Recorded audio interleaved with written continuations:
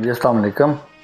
मेरी तरफ से मेरे इदारे रॉयल होम रियल एस्टेट की तरफ से मैं जितने भी यूएई के स्पेशली जो शेख हैं यहाँ पे जितने भी प्रेसिडेंट्स हैं सबको उन सब की तरफ से सारे ओवरसीज़ को नेशनल अमरातीज़ को यूएई नेशनल डे की और कहते हैं वेल विशेस कर रहा हूँ।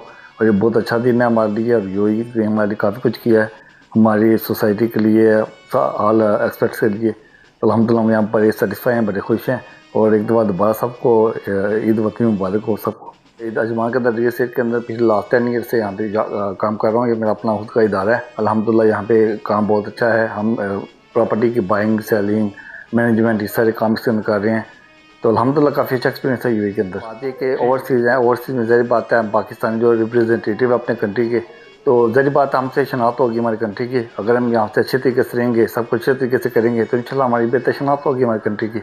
अगर हम यहाँ पे किसी भी क्रिमिनल एक्टिविटी में कुछ ओवरसीज कुछ भी ऐसा करेंगे, मामूला की बदनामी होगी, तो मैं सबको ये बोलूँगा कि इसको अपना घर समझ के नहीं, हमारा अपना घर है, इसने हम बड़ा कुछ दिया है। तो जो हम इस सोसाइटी को अच्छा करने के लिए जो कर सकते हैं हमें करना चाहिए।